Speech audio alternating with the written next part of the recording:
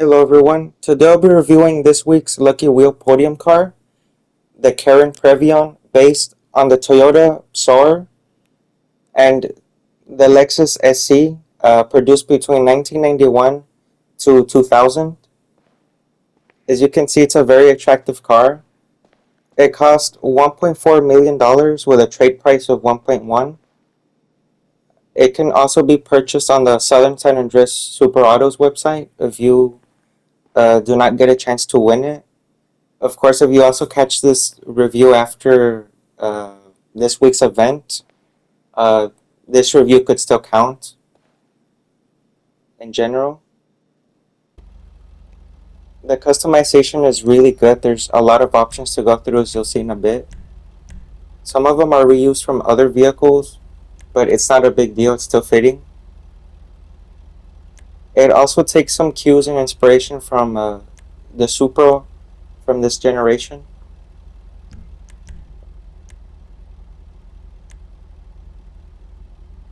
There's a lot of crazy customization, as you can see. If you want to go for something more clean with the bumpers, it's a bit difficult. You can try with the front bumpers, but the rear is difficult.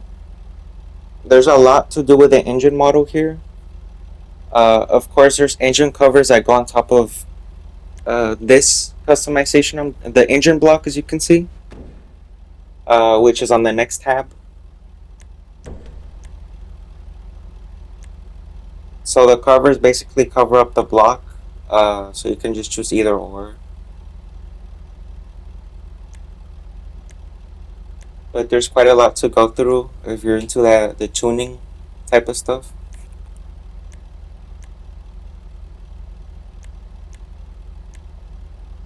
I personally felt like it didn't fit the car that well, so I just didn't choose any of these. But I'll still show you guys these options, go through them, give you an idea if you want of what you want to do on this car. The strut braces, I usually don't change it, but since the stock one was a bit low quality, I decided to go for the polished strut.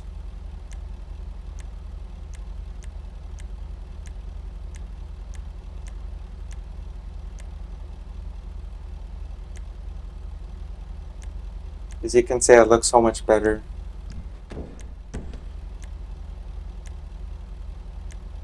For the air filter customization section, it drastically changes the model. It looks way better.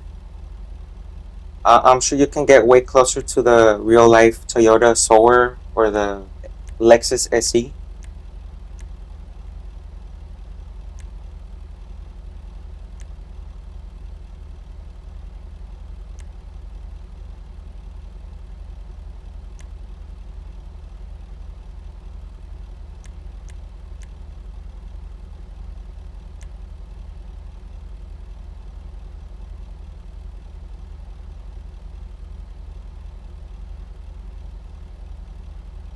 When I was recording, I was going back and forth a bit to see what would look best, what would look closest to the real life model, and that's what I settled with. The exhaust, you do have quite a few options. The last two are pretty crazy.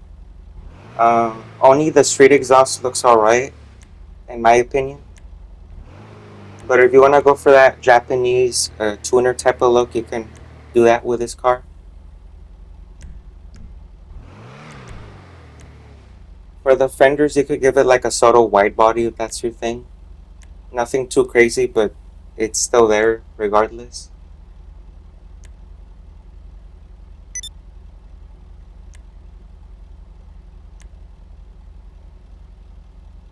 For this car, I wanted to do something sporty but still a bit classy, to make it resemble the Lexus version of this car a bit more.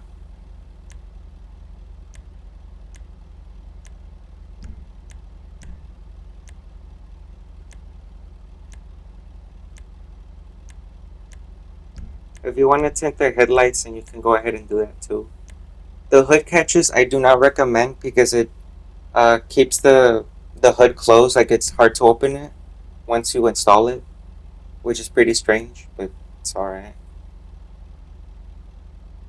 You do have a see-through hood, which is kind of hard to see with this paint job that I pre-chose.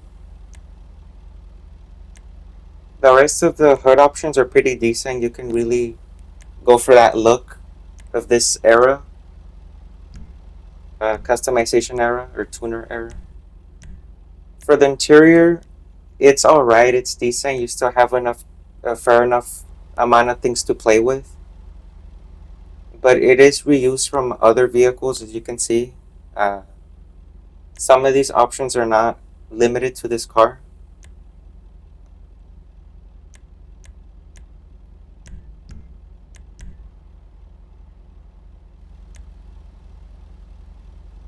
If you want dials, you could do that as well for this type of car.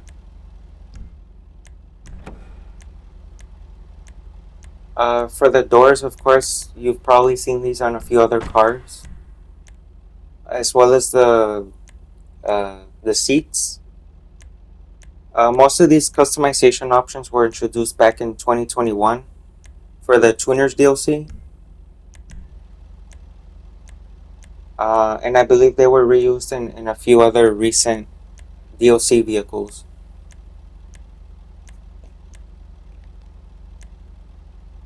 So you really still have a lot to work with this car. It's all a matter of personal preference. And of course, you got the usual roll cage.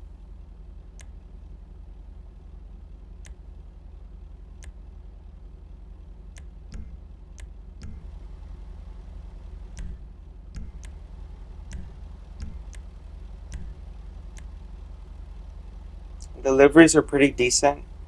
You do have a lot to work with. I did some research on the real life car, but I really couldn't find any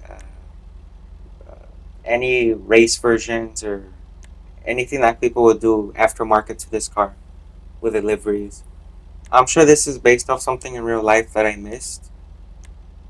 Those of you who know, please let me know in the comments as well. And you do get a free livery that you unlock through the Tier 4 challenge. The mirrors, you can change it between carbon or secondary, but I'll just leave it stock. For the color, I wanted to do something different, like a metallic blue, a darker blue, just to make it look very nice. I've seen how this car looks in blue and I just liked it. I was originally gonna make this car like a white, like a creamy type of white metallic, but I feel like blue just looks very nice on it. For the pearlescent, it was a bit tricky, but I decided to choose like a dark blue for it. But in the footage, you kind of see me going back and forth trying to figure out what looks the best.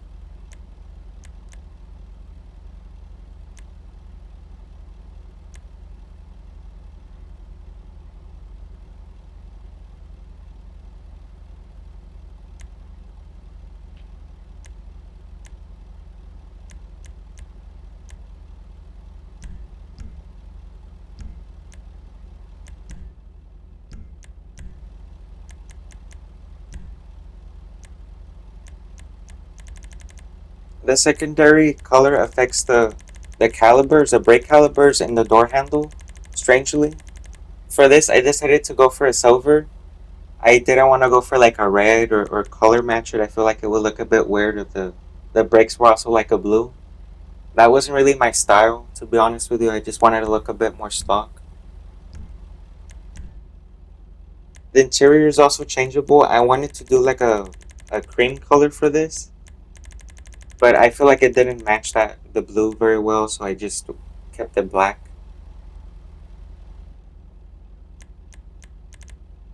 If I went for any other color, like a white, as I wanted to do with this car, I'm sure it would have looked good, but it looks a bit sportier in black. Looks alright. And of course, you see the color changes right here in the dials and the radio section, as you've seen for a few seconds. The roof, I mean, you could put scoops if that's your thing. For the skirts, I feel like the skirt options were very well done in this car. I personally liked it. It's a shame that the bumpers really didn't match with the skirts. And I chose the street skirts for this because I feel like they look very nice. Like they match the stock bumpers on it.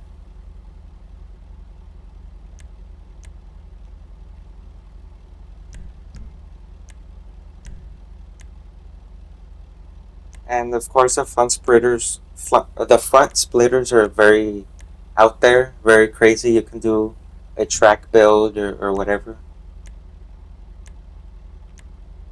These spoilers are a bit generic. They are reused in a few other vehicles released in this DLC, the Tuners DLC. But I decided to go for the small spoiler to just give it traction. There is no lip spoiler. Unfortunately, I would have chose that. But I feel like it looks alright. There's also your usual sun strips. The whites are very bright, so I really don't know if that's on my end or what, or if the game's just like that, but not an issue. This does have extreme camber. It doesn't come separate as I would have liked, to lower the car a bit without the camber. But it's alright, so I just left the stock right height. The wheels, I wanted to change it to like the Rowley Masters to match the real life Lexus, but I feel like they looked a bit too small, so I just started to look around. The stock wheels on this car do look similar to the Porsche 997, I believe. Uh, the older 911 from the 2000s. And even though it was a bit odd, I decided to just leave that on. But there are quite a few very solid looking wheel options here to choose from that completely changed this car. The Rally monoblocks look good as well. Uh, and the Speedboy as well, and the Split Star.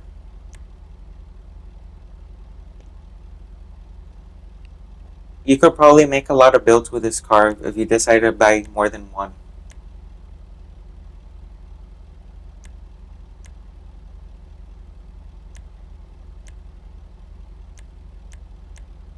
But if you choose like modern wheels, in my opinion, it's very easy to make this car look tacky, and so I was trying my best to avoid that. Of course, I really don't judge, and it's really just up to personal preference, as I try my best to say. You know, I also don't try to be very biased. Kind of understand why people customize their cars the way they do. But overall, I feel satisfied with this build. There was a lot to go through, as I said in the beginning of the video. And with that, I'm going to show you the car up close and then the performance. Picture quality is decent and the detail's great, as you can see in the engine model. Below the top part, it does seem a bit low quality, a bit strange, but I'm sure most of you can overlook that.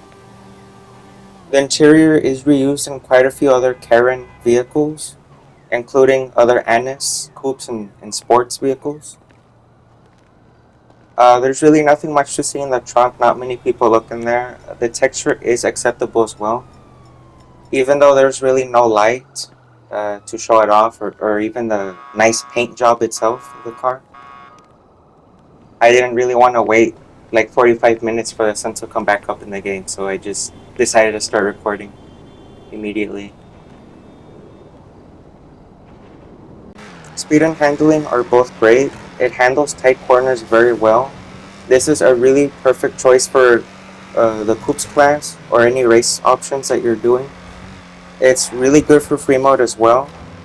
I highly recommend this car.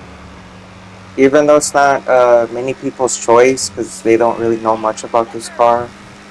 Maybe they don't find it that attractive. But the overall driving experience is just very pleasant and I highly recommend it. Whether if you win it for free or if you decide to pay for this car, it's just a perfect option. That's all I got to say for today. And as always, thanks for watching.